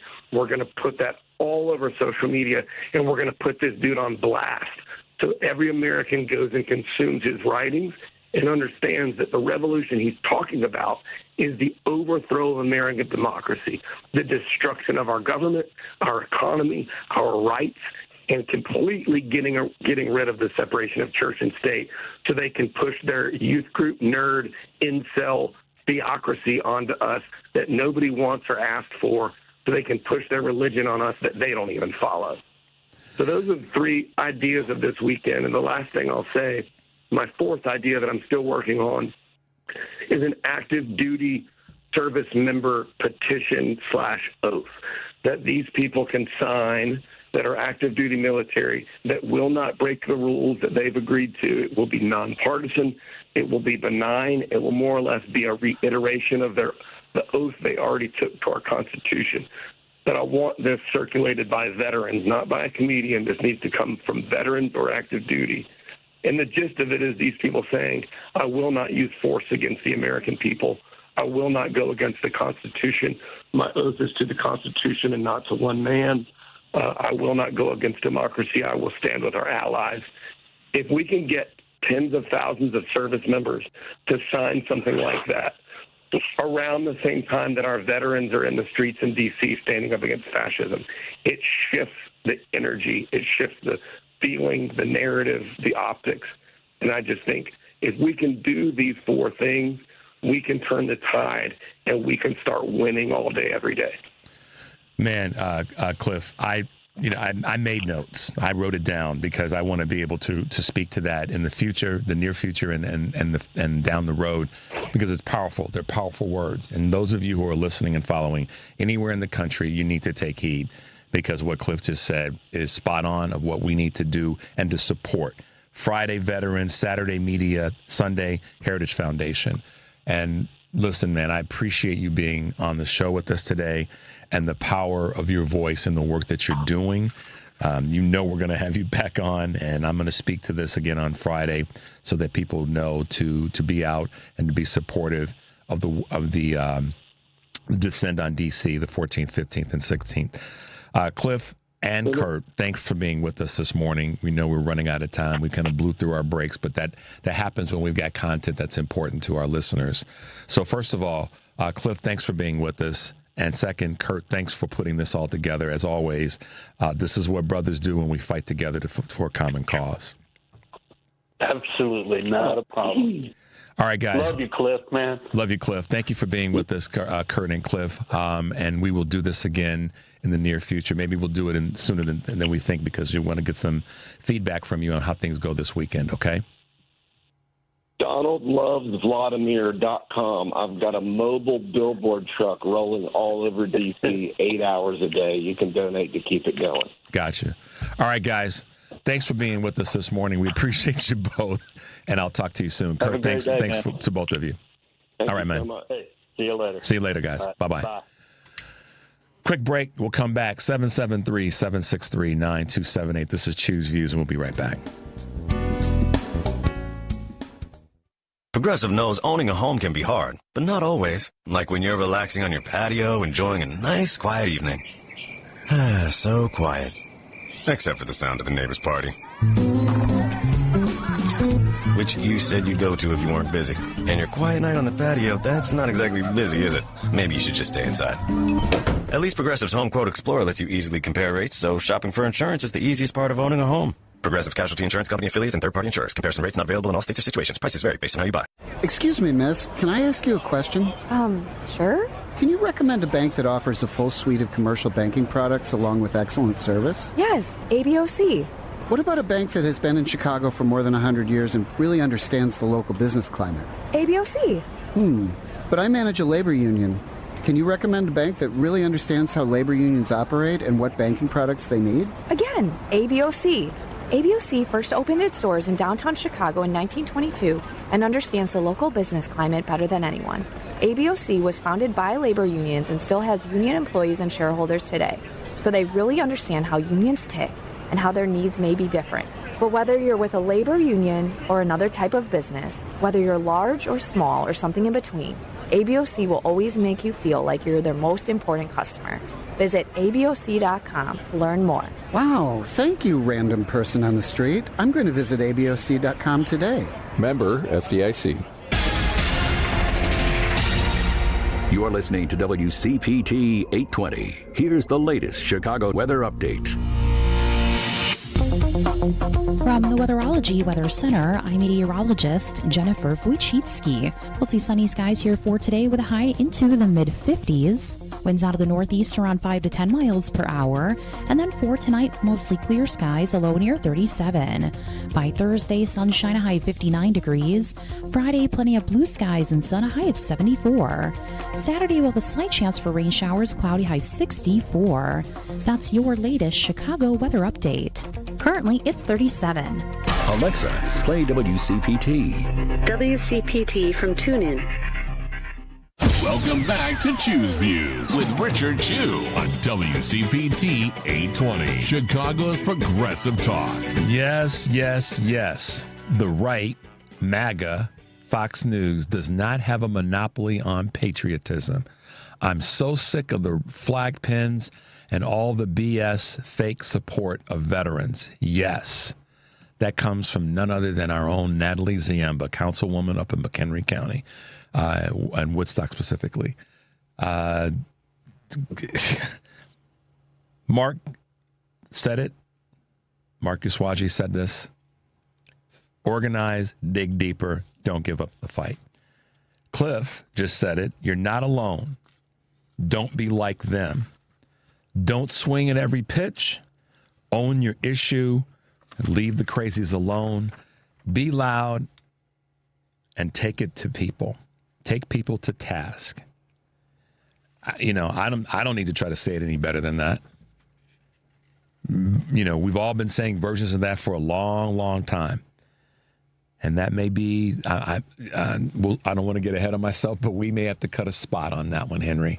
We may just have to do that and play it here on the air from what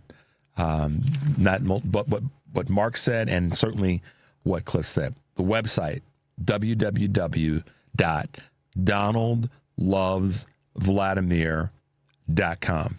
Go there. Find out how you can get involved and be supportive. We were time sensitive, so I didn't get a chance to go back down that path with Cliff, but www.donaldlovesvladimir.com. And thanks to Natalie for that very passionate text about where we are. I'm just like that. I'm sick and tired of MAGA's BS about supporting the troops. They do not have a monopoly. She says it so well on patriotism. They don't. And in fact, exactly what he said, meaning Cliff, that, the veterans, they're the ones that get to speak out about veteran treatment because they're the ones that have been treated improperly by the Republicans. The media.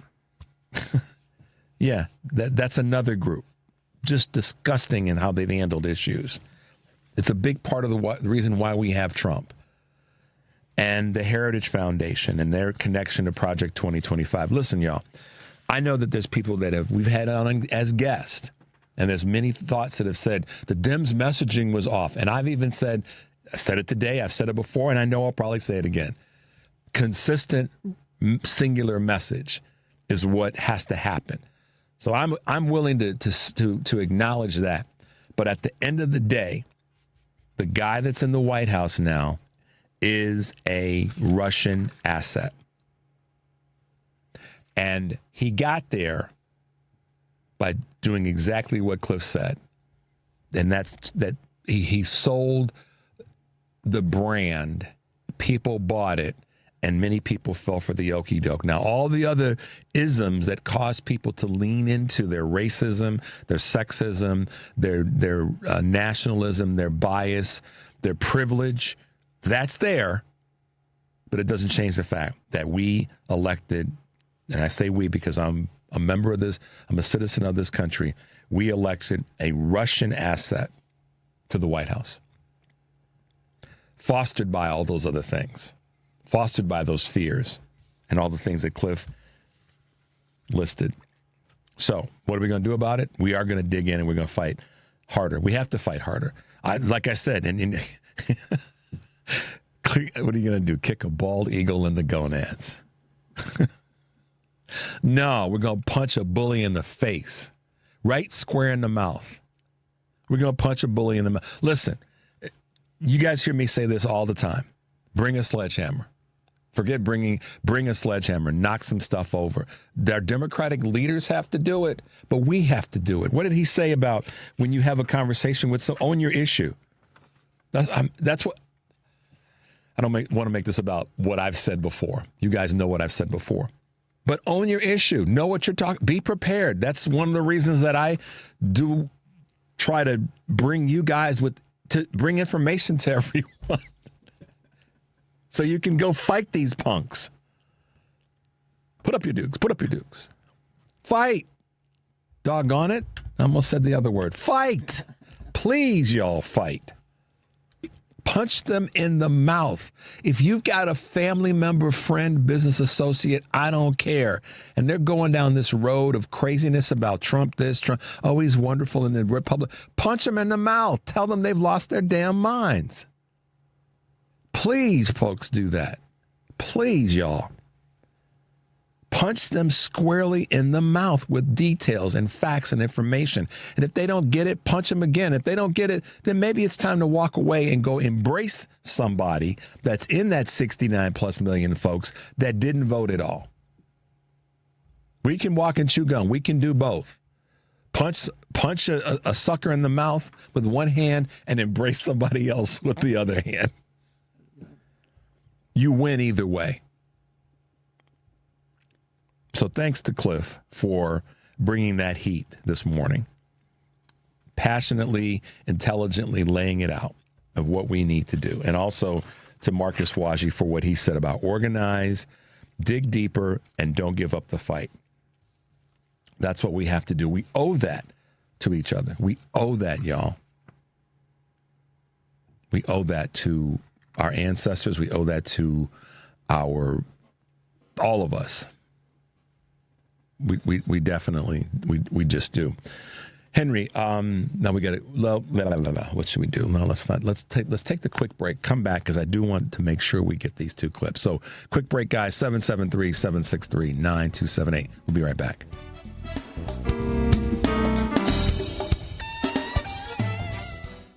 Retired or retiring soon? How much money do you need to live comfortably? Retirement Planners of America is here for you. Would you like to have financial peace of mind? Here's how. Step 1. Find out the amount of money you'll need to retire. Step 2. Have a plan to get there. Step 3. Make sure that plan can take advantage of market gains but protect you from market losses. Discover how to do all three with a free consultation at 800-508-6108. That's 800-508-6108. All investments involve risk, including losses. Past performance does not guarantee future results. Chicago's Progressive Talk, WCPT 820, where facts matter.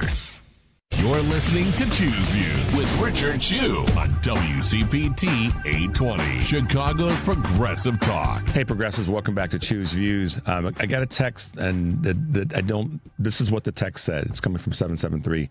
DC March sounds great. How about some info on logistics? Email me at richard at WCPT820.com, and I'll send you the information that Cliff is going to share with me. So email me, and I'll get information to anybody that needs information. I'll do my best to get that to you. It's easier to do it in an email than it is to do it in a text. So we appreciate you, Bruce.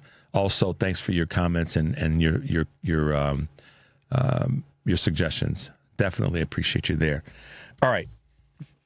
There's a clip I want you guys to hear. You may have seen it, but just in the space of the stupidity. Talk about a hire that was an unqualified hire. And that would be none other than the press secretary right now, Caroline Levitt. Check this out, guys. If we could just step back for a second. When President Trump last addressed the BRT when he was on the campaign trail, his big push was on tax cuts. Mm-hmm. He's going there today as he's proposing tax hikes in the form of tariffs. Not true. And I'm curious he's not doing why that. He's prioritizing that over the tax cuts. He's actually not implementing tax hikes. Tariffs are a tax hike on foreign countries that, again, have been ripping us off. Tariffs are a tax cut for the American people. And the president is a staunch advocate of tax cuts. As you know, he campaigned on no taxes on tips, no taxes on overtime, no taxes on Social Security benefits. He is committed to all three of those things, and he expects Congress to pass them later this year. I'm sorry, have you ever paid a tariff? Because I have.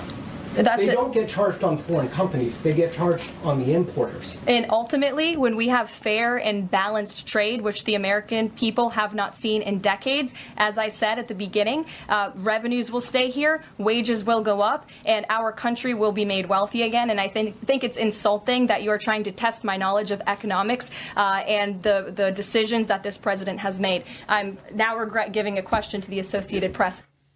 What a thin-skinned you-know-what. I'm insulted that you would test my knowledge. Your job, Caroline Levitt, is to be tested every single day, as it is for any press secretary, whether it was Karine Jean-Pierre, whomever. It's to be tested every single day on what you know about pretty much everything, because that's the job. And what I saw, and as a guy, I can't say certain things, and as a black man, I won't say certain things. But what I saw was the epitome of white female privilege in that moment. I'm not afraid to say it. That's exactly what went down. I'm insulted that you would test well, your knowledge needs to be tested because you don't have it in this space. That's what he did, is he exposed, Henry, her ignorance. She didn't answer the question. And if you're insulted by it, then go sit your behind down. You don't need to be in that job. So she is the prime example of a privileged, without experience, without knowledge, just what do they call it? Not hate girls, mean girls. She's an example. See, what happens with certain people of privilege is when they come up against the buzzsaw, they get like she just got. When they come up against something that they can't handle, they turn into that B mode. I'm not going to use that word. You all know what I'm talking about.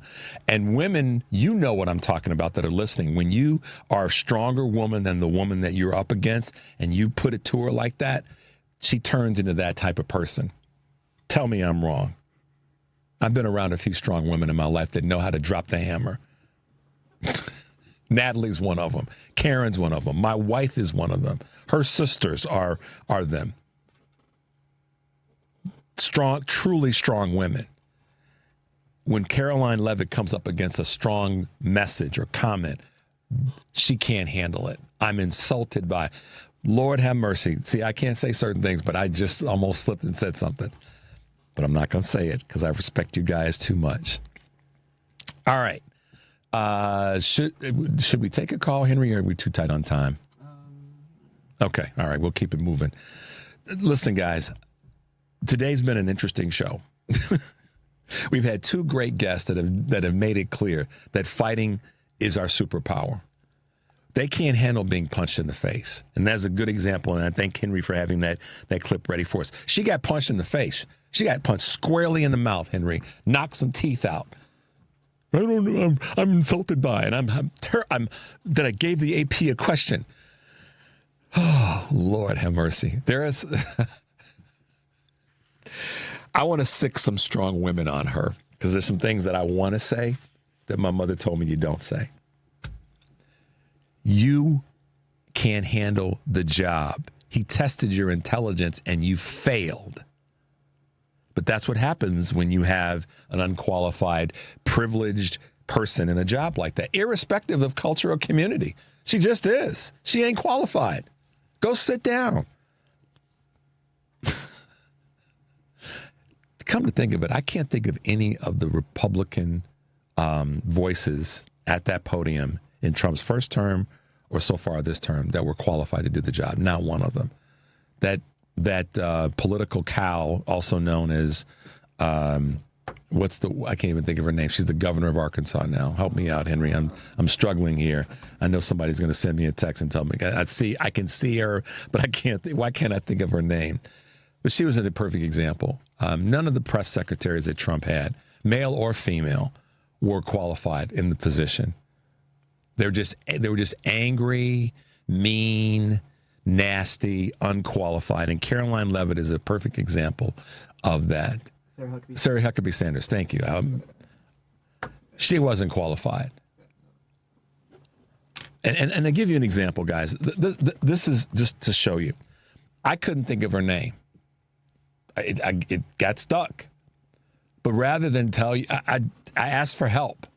More of us need to ask for help when we're stuck. And more of us we need to realize we're not alone. So going back to what Cliff said, we're not alone. Don't think that you are alone. Do not be silenced. Do not be silenced, guys. This is not the time. This is not the time for that because we have way too much to fight for. I've been saying this for the longest time. Our ancestors, all of our ancestors, not just those who are descendants of enslavement, as would be in my case, but all of our ancestors fought too doggone hard for us to wither and fall apart now. Some could say this is the ultimate test, maybe bigger than World War II, because it is exactly what Khrushchev said. We're going to take down the United States of American empire from the inside without firing one shot. And look what's happening. So this may be a bigger test than World War II was. But here's the other side of that, or the added part to that. We are more equipped with tools and resources, like Cliff said, to fight like hell like never before. Every day come out fighting like the Black Panther theme and motto. Come out fighting.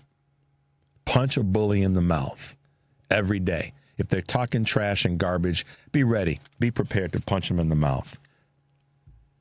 You should be, to use the words of the late, great, wonderful civil rights leader and activist Fannie Lou Hamer, I'm sick and tired of being sick and tired.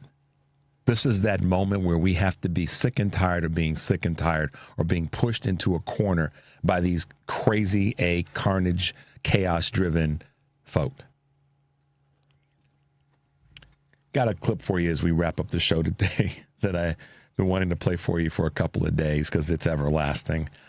And in this economic craziness that we're in, and we've seen the companies that are being impacted, namely Tesla and many others that I read earlier in Choose Views News, I thought you guys would appreciate this clip that Henry and I put together. To those who stand in solidarity, the next phase begins soon. From March 7th to March 14th, we are boycotting Amazon and everything connected to it. This means no Amazon shopping, no Prime, no Kindle, no Whole Foods, no Audible, no Twitch, no MGM, no supporting their empire in any way. If you think what we did with the economic blackout today was powerful, just wait. This boycott is targeted, strategic, and meant to hit where it hurts the most. For the full list of what we are boycotting, go to thepeoplesunionusa.com. I have also provided a slideshow here on my social media page so you know exactly how to participate. Hold the lines, my friend. We are not stopping. We are just getting started. Thepeoplesunionusa.com. Thank you. Please share. Guys, if you'd like that clip to get more information on that particular group, just email me and I'll send it to you. I'll send you the clip because in the video is what he was talking about in terms of their website. Thank you guys for the text this morning. You guys have been lighting it up. I can't even keep up, Henry, but I appreciate you guys who are sending the text to me, both in answering, helping me when my brain fog clicked in to answer some of things that popped into my brain. Appreciate you there. And I also appreciate you with your suggestions. Cliff's last name is Cash. His name is Clifton Freeman Cash. You can Google him and you'll see all of his information on social. I just got a text asking about that. And let's see what else can we get to before we wrap up. Hold on. Be with me, guys. Okay. Yeah, there you go. So as always, thanks to you guys for your texts. They definitely are important to us, and they add some flavor, and they sometimes answer questions when Richard has a brain fog moment, and all the rest. So we appreciate that. But yes, and also email me, and I'll send you that clip regarding, and the gentleman's name is John Swartz, but I'll send you that clip on further economic pressure on these behemoths. Some people say, well, we shouldn't do that. Nah, when I hear people say we shouldn't be boycotting, we should not have these economic, no, that's exactly what they want you to do and to think, is to not get involved. And like Cliff said, that luxury is not there to be able to, take the proverbial political nap. No, Use both hands. Punch a sucker in his face or her face with one hand, and the other hand, be ready to grab somebody and help somebody that did not get involved in the process by helping them get involved in the process. So, hope you guys had a good time today. I know Henry and I sure did. And we appreciate, as always, you guys being with us. But today, particularly, what I want you guys to do is to take that deep breath and make your life count. We will see you tomorrow.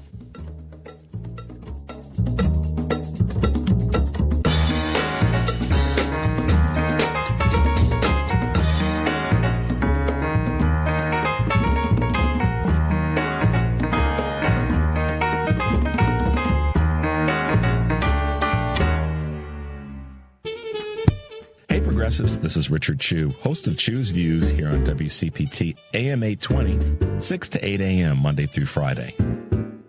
We have some real challenges in front of us as a country. Since the beginning of this show, I have always felt compelled to bring you the best that I've got. Now, there's always a why to doing whatever we do. So, as we go forward and face these challenges, know this: you listeners are my why. Because I want to make sure I do everything I can to provide a safe, open, forward-moving space that allows you to call, email, text, or just listen to a guy that wants to help you bring out your own championship qualities to truly make this place better for us all. Lofty goal? Idealistic? Maybe so.